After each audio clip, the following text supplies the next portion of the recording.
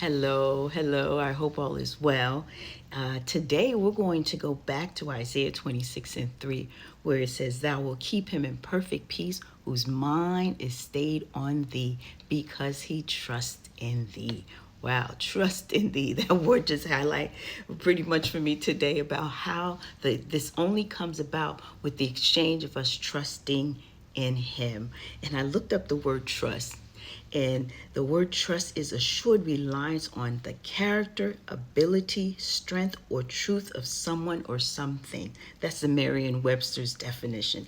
I repeat it. The assured reliance on the character, ability, strength, or truth of someone or something. That lets us know there's several things we must learn about the Lord in the midst of that to trust him.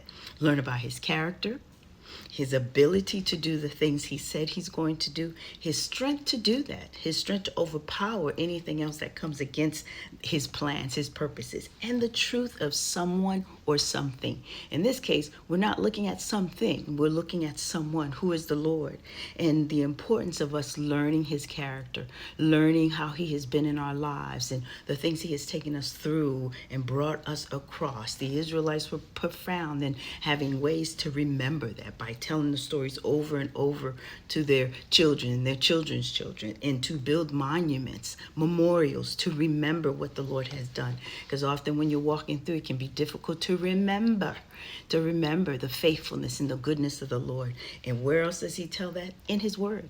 In his word, he's consistent to show who he is, who he has been. And I even believe as we're walking through and when we keep our minds on him, he then reminds us what he has done, which causes that trust to be built during the difficult times. So I'm again encouraging you in your mental state when things seem to be raging, the ups and downs, the roller coaster rides, focus on the Lord. We're going to keep our minds on the Lord because we trust in his character, who he is, who he says he is.